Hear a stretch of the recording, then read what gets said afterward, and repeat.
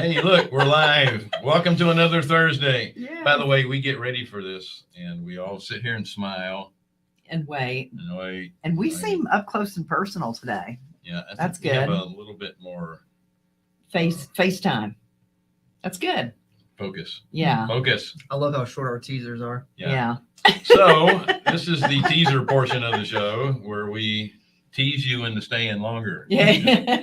Is it working? We have a great topic today. We're talking about affordable housing and management companies. We are in an inflationary environment, and what do we need to do? We need to have assets that have passive income. That's right. Right after this.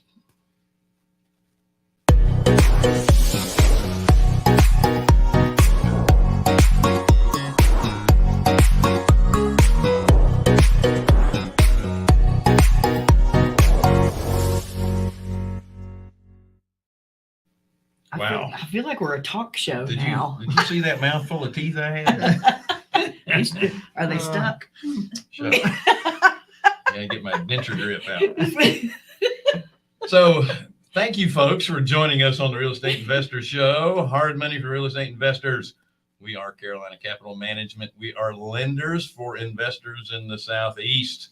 If you're interested in borrowing money, go to carolinahardmoney.com and click on the Apply Now tab.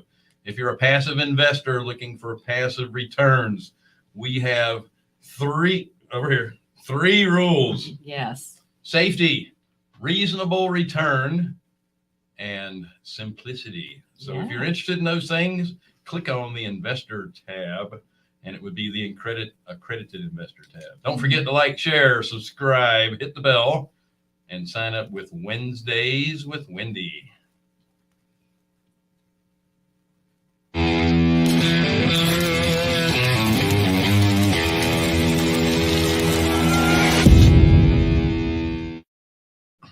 Wendy devotes 30 minutes per person on Wednesdays to talk about anything real estate related.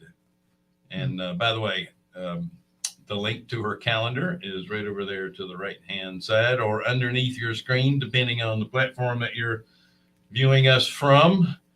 She's usually booked up a couple of months in advance, so get in line while you can. Also, the comment section is for comments. So if you have any, That's join right. in. That's exactly Or questions. Right. Without further ado, I do. let's bring on Glenn Stromberg of Stromberg Investments, our good friend from Texas. How are you doing, Glenn? I'm doing great, and great to be with you guys again. You guys have gone big time since the last time I was on the show. Your promo stuff is awesome. Yeah, we got rid of the can and the string, and now I'm impressed. I just want you to know. So, yeah, well, thank you. It's all because of our great team, which is led by Scott Patton. So we're thrilled. Absolutely. Then we got fancy with all the different camera angles. We're uptown now. We're making people seasick. Man, I know one thing. I'm impressed. So, well, as long as you're impressed, our job is done. That's right. As long as you're not depressed. It was well worth it. So, Glenn, I know you've been on the show before. I know there's people that are familiar with what you do, but give us that 30,000 foot, where you got started and where you are now. You know, it's funny. I started many years ago by answering an ad out of the paper to sell mobile homes. That's where it started, right? So it was a God thing, I think, and so I've had at one time I had up to 13 mobile home dealerships, which is just like a car dealership. I've had a mobile home park in the past. I've done a mobile home subdivision, and then I had a Clayton Homes franchise for 15 years. That was the company Warren Buffett bought.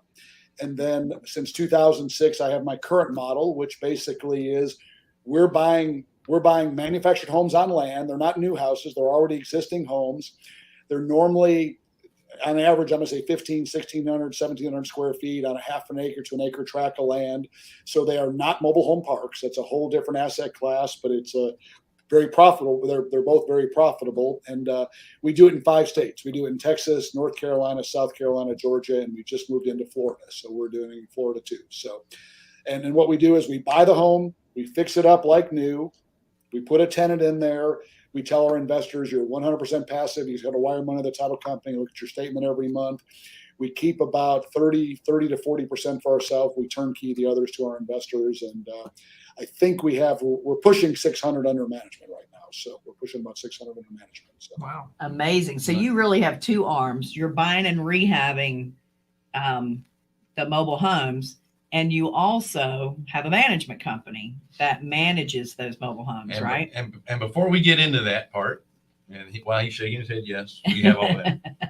I want to just say I have some breaking news. Oh. Yes. Pardon me, Glenn.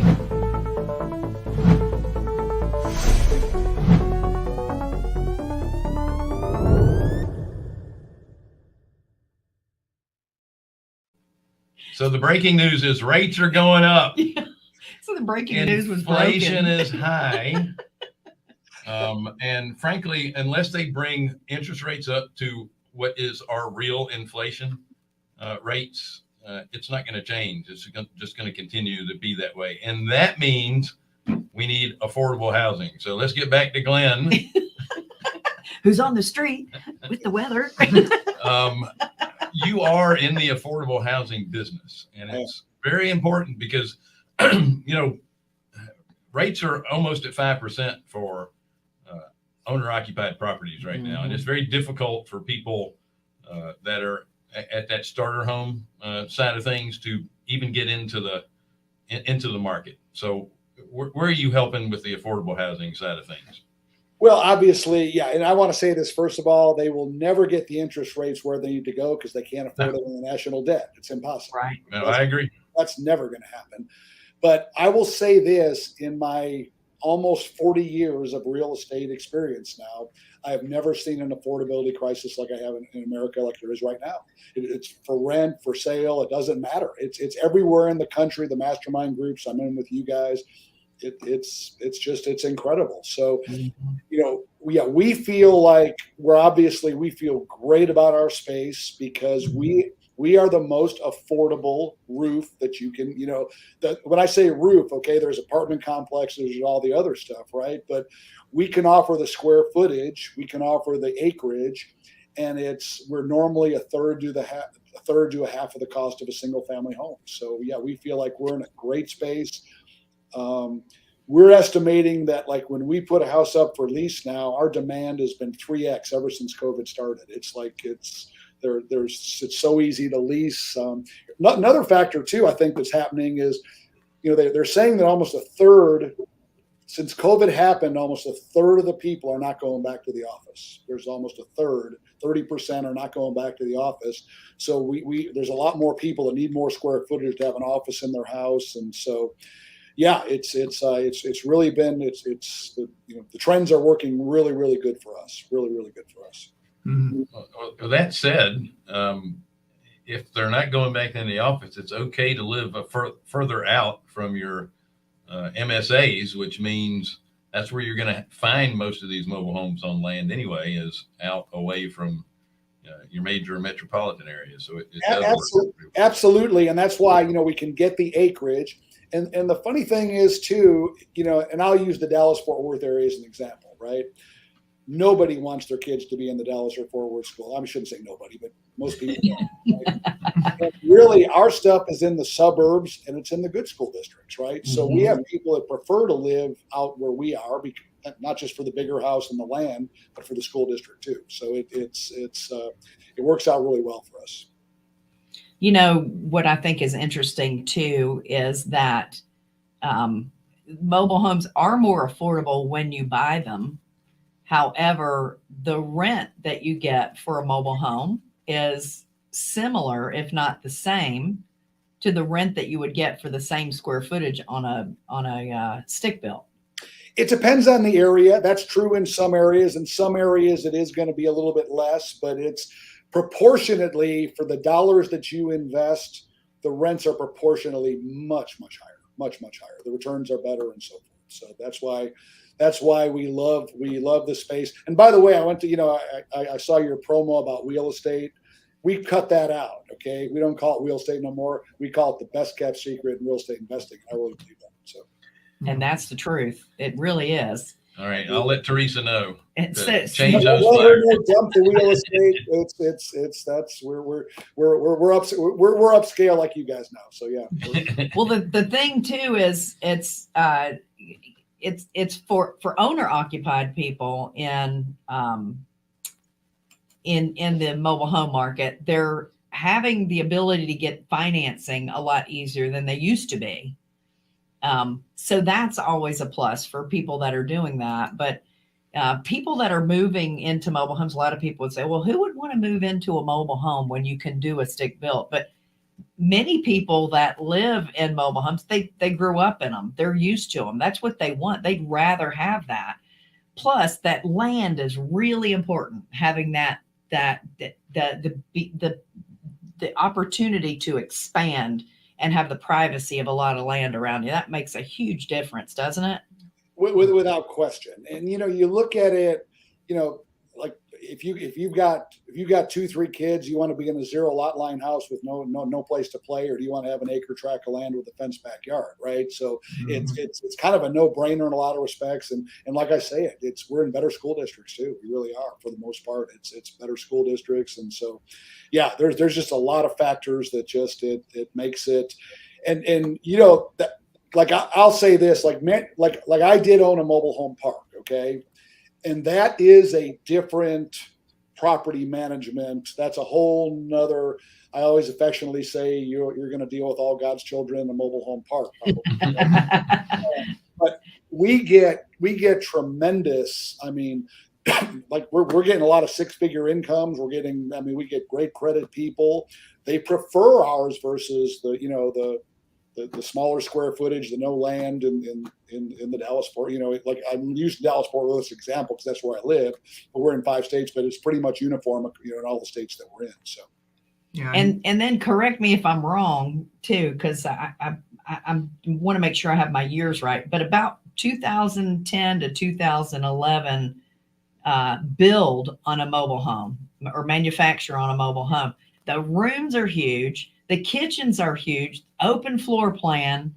The bathrooms are really nice. Well, if you like blindfold someone and took them in that and a stick built, they probably couldn't tell the difference if yeah. they never saw the outside of it. That's exactly right. And that brings up a point. My dad, I tell the story all the time because it was really good for me to hear. I kind of knew it, but my dad was a mason contractor and he did some building in the Chicago area, right? And he came out to Texas one time. We went around driving, looked at 15 of our properties, and he was like, "These are built better than most of the track houses in Chicago." And I was like, "Well, good to hear." But I thought, he was, and really, I think, and whenever you guys have heard me say this all the time, or when I speak, right? I show a picture of an old metal sided house, right? That it's a metal sided old 1960 or 1970 mobile home. Tires on the roof, whatever. And I go, how many people think this is what a mobile home looks like? Yep. 80 to 90% of the hands go up. Then I'll show them our properties and what they look like. And they're like, whoa, they had no clue that, like I said, we're buying homes that up to 2,500 square feet, right? A lot of them, they're 2,000, 2,200 square feet and half an acre tract of land. And yeah, so people just don't know. Therefore, it's the best kept secret in real estate investing. That's what and what you said about the financing, Wendy, for a homeowner who's going to live in the house, they get the same FHA financing now that you do in a single family house. So yeah, right. the financing is there. It's not there for an investor. Right. It's there for someone who's going to live in the house. Yeah. And all your houses, they're all affixed to the land, everything, there's no DMV title. It is all deed of trust or mortgage, Correct. And what the process is, when a manufactured home leaves the factory, it's got a title just like a car. Okay, that's what it is. When you put it on land, it's just a simple title company function that changes it from personal property to real property. We do that in every one. When we close on a property, we're getting the title commitment just like a single. It's the same classification as a single family house, right? So, and one other thing I'll say this too, because this is your listeners, this is good for them because people ask me this all the time. Well, don't mobile homes depreciate? Fair question, right? I go, the answer is yes and no. If it's a personal property home, absolutely they depreciate. No ifs, ands, or buts. But if it's a real property home, they appreciate like crazy. I'll give you a case in point. Properties we bought in 2012 to 2014, we've done the research on this. The typical all-in price was $60,000. That's acquisition plus rehab. Today, those same properties are selling for $115 a square foot, 200. We just had one that sold for 250. So That's amazing. it's amazing. Well, and why? Why does that happen? Because the single-family homes, and I'm using this area as an example because I know it like the back of my hand. You used to be able to buy a brick house for $150,000, right? Now that brick house is $375,000, $400,000.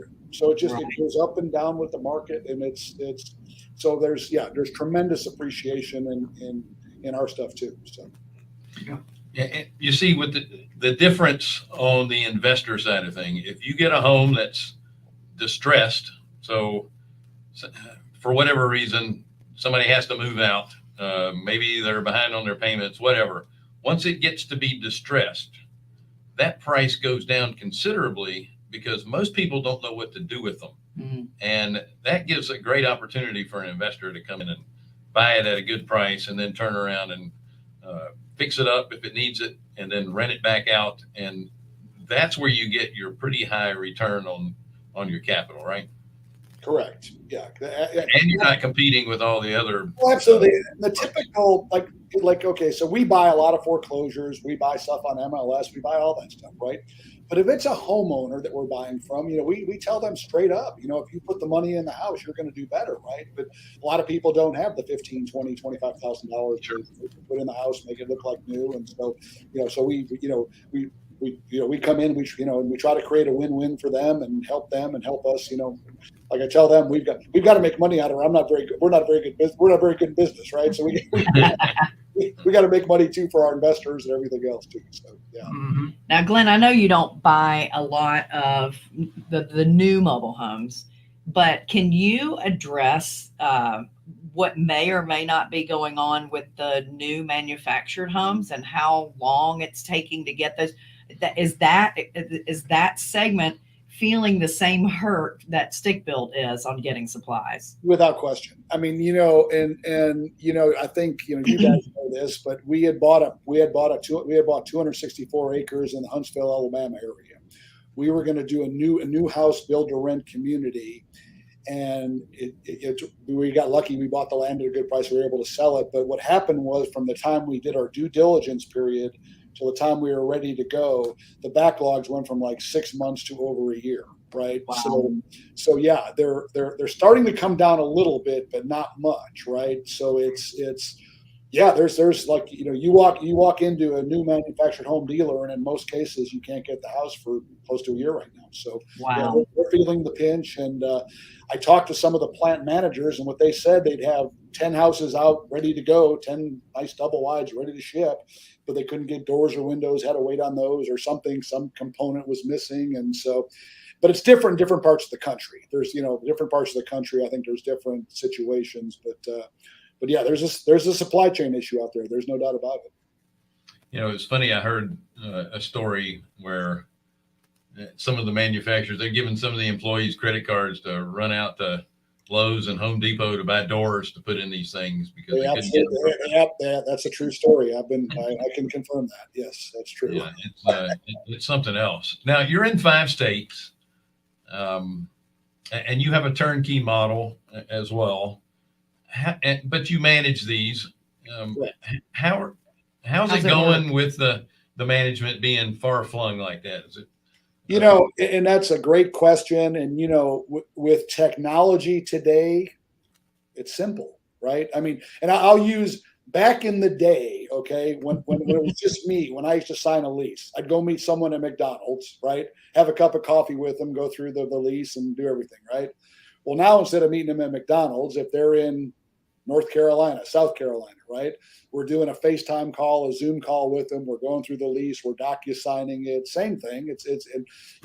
We have a property management software. We don't accept checks. They have to pay through the software. So there's no issue there, and for the small percentage of people that you have to chase down for payments, of course, we have boots on the ground. We have acquisition people, service people and so forth. But, I really believe, I believe you could manage a property anywhere in the world as easy as I can here managing a property here in Dallas Fort Worth. Doesn't matter with technology. That's amazing. Yeah. That's amazing. Now, when you're looking at mobile homes to try to figure out whether this is a deal, something that you want to do, I remember you were telling me that not all manufacturers are the same. Correct. There are some that just build a cheap product, and there are some that really build a nice product, and you can tell by the windows and the windowsill. you can tell by that, and okay. I'll use this analogy too. All right, it's like cars, right? There's a low end car, there's a medium, and there's a luxury car, right? Same thing with manufactured homes. Same thing. You can get them all which way, right? Now, I will say this: from 1990 and above, the main deal they did was the biggest move they ever made was putting plywood and OSB flooring in the houses versus the old particle board, because that was the old particle board. If you spilled water on it would start falling. So that was the biggest move they made. But yeah, you can tell by the windows, you can tell by the crown molding, the kitchen cabinets, if it's a low end medium. So yeah, when we're buying a home, we never really buy the low end one, which there's less and less of those out there right now, by the way. Okay. It was because those didn't hold up anyway. So there's less of them, but we're buying the mid range, the high end ones that are going to hold up over time. And yes, that's part of our buy box, so to speak. Yes. Bill and I bought a couple of mobile homes that we're actually having set right now, and there's sheetrock inside of them. They're from 2021 or 2020. Yeah, 2021. And there's sheetrock inside of them on the walls. Oh, there's tape and texture, crown molding. There's any amenity you can think of, you can see them in manufacturing. Like I say, there. I think Jonathan, you said earlier, there's some. If you walked in, if you opened up your eyes, you would never know you're in a manufactured home. You just wouldn't know. So. Yeah, it's just that whole deal of on the investor side. I think it's more so especially on the investor financing side, changing that misconception of what we view a manufactured home as. And so, yeah, it's you're not going to get Freddie or Fannie financing. You're not going to get that, right? Right. But our investors, they know, we have, that's why we use all private money. We use all private money, and our returns are better than most. And yes, we have investors lined up to do business with us. So. Can you talk a little bit about how that works? Yeah, I mean, basically, we have two models right now that we offer investors. Okay, we have a lending model, right, where my company is gonna keep the house. We're bringing them in as a lien holder. Okay, and what we're doing is, and I'll use, this is probably a normal. I'll just use these numbers for simplicity. The house is worth 100. We're probably paying 75 for that house. Okay, we're going to do a 5-year interest only, 6% interest. Okay. We're going to pay them 2 points also, but they're going to get 35% of the share depreciation. So they've got 25,000 equity going in. And what we've learned is this, it's funny because everybody always says, well, I want 10%, right? Well, that's great, right? I mean, and I would come out much better if I just paid 10% and didn't do the rest, right? But we've had with the crazy appreciation we've seen on the lender model, we've seen 20, 25, 30. We even saw one that was 40% because it was went up that much, right? So it's and once we don't guarantee that, right? I mean, there's no guarantee on future, but I believe the real wealth is built by appreciation, right? And because that's growing tax deferred, okay? You can take it when you want it. You don't want to take it like in our lender model. In 4.5 years, we'll call the investor up, say, what do you want to do? You want to cash out? Here's where we're at. Do you want to cash out or keep going? It's probably 50-50. Half of them stay in, half of them want to cash out. So that's the lender one. And then the other one is the turnkey model, where we're buying the house, fixing it up, doing all the exact same thing. And by the way, here's what I think. I say it's our secret sauce because I don't believe everybody does this, but we fix the house up like new. That's the key, right? it's new air conditioning, new appliances, if it needs a new roof, the septic, whatever it needs, new carpet, new paint. It's as close to a new house as you can get. And why do we do that? Number one, if the tenant likes the area and the floor plan they're in, they're like, wow, we hear it all the time, man, you guys fix them up better than the other guys, right? Mm-hmm. But just as importantly, whether we're keeping the house or we're turnkeying it to an investor, it pushes deferred maintenance way down the road, right? The air conditioner is going to be good for 15 years. You're not going to replace that, right? We make sure the roof has a 7-year or more lifespan on it. So you're pushing deferred maintenance down the road 7 years. So that's the key to it, right? So that's the key. But we're basically selling the home to the investor, and then we do everything for them. We tell our investors, to do business with us, you got to be able to do two things. You got to be able to wire the money to the title company, and you got to be able to look at your statement every month that your check hit, and that's all that. We do the rest.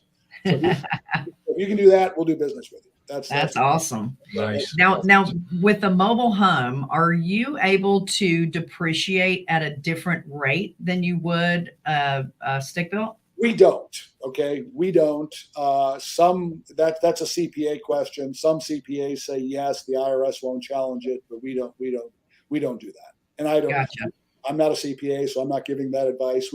We do the normal depreciation, right? We do the normal 27.5-year depreciation. That's how we do it. It doesn't make sense to do a cost segregation on a No. unit that's worth, $150,000 when you start. But our investors do.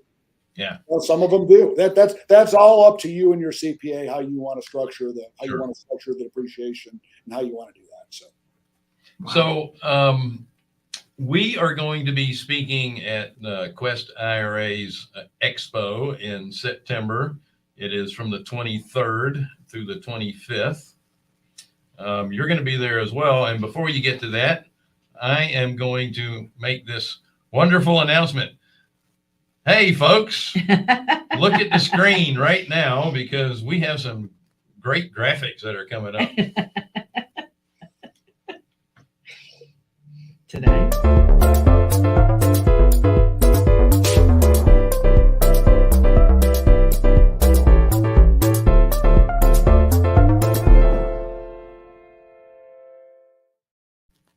Okay, so we have a special promo code. If you go to the link, we have it over there in the comment section.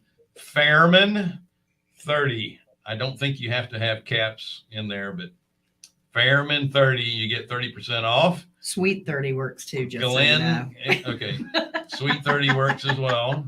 But Glenn is going to be speaking there as well, and you're going to be getting into a lot more detail about your offerings for your investors, correct? Yes, absolutely. And you guys are big time, man. That was cool. we had nothing to do with it. It's all Scott. We will be there. I don't know exactly what I'm speaking or what, but I know I'm on a panel and doing some other stuff. But I'll be there, and we'll have a booth there and all that other good stuff. So. And that Quest event is an awesome event to go to. It really is. Matter of fact, out of all the events that I've gone to through the last 5 years or so, that's probably the biggest one out there. It probably is. Yeah. I know the one year they had 800 something people there. It's a big one. It's really good. And they're thinking there'll be over 1,000 this time. And listen, even if you don't have a self-directed IRA, you're just interested in investing in, and it's not just real estate either. It's just some a little more active than others, but it's mainly passive investing opportunities. You should go because it's going to give you insight into people that are doing this for a living that you can work right alongside of them and invest your money. Right. And the other thing is don't get worried about the number of people there that, was 1,000 people. You'll be surprised at how easily it is to network and get into smaller groups. And it's just a great group of people. Absolutely. And I always tell people, whether you're an active in real estate investor or you're passive, the networking at those events they're priceless. I mean, they're priceless at those events. So yeah, I strongly recommend people go to that because as we know, we've heard in our mastermind groups, your network will become your net worth. And that is a very true statement. Very true statement. Yeah. Absolutely. And by the way, you're going to be surrounded by like-minded people. Yes. And that you can only benefit from that. Yes. Right? Yes. And then you and I too are speaking in June 22nd through the 25th at Tom Nardone's event in Florida.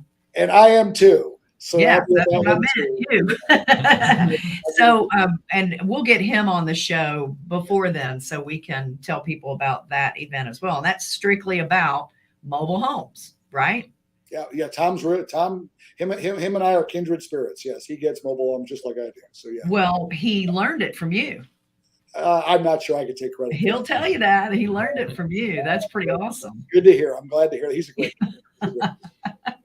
Well, we kind of sprung that on Scott and Sharu. They had no idea that that was coming up. So next show, we'll have some graphics for that. Yeah. A way to link it up and get to go to that event as Yeah. well. Yeah. Glenn, thank you so much You're the man. for coming on. My pleasure. My pleasure. We Thank you love guys you. for having me. I always enjoy it. You guys are great friends. Love you guys. And it's always great. So. And you know we love you too. And that and just in case you folks are wondering, we're just throwing out niceties. Glenn is truly one of our dearest friends, and a brother. So we just love him. Folks, thank you once again for joining us on the Real Estate Investors Show. Hard money for real estate investors. We are Carolina Capital Management. We are lenders in the Southeast for real estate investors. If you're interested in borrowing money on your investment properties, go to carolinahardmoney.com and click on the Apply Now tab. If you're a passive investor looking for passive returns, once again, we have 3 simple rules: safety, a reasonable rate of return, and simplicity, because I'm simple-minded. You can click on the Accredited Investor tab to find out more information on that. Don't forget to like, share, subscribe, hit the bell, and sign up with Wednesdays with Wendy. See you guys next week. Toodles.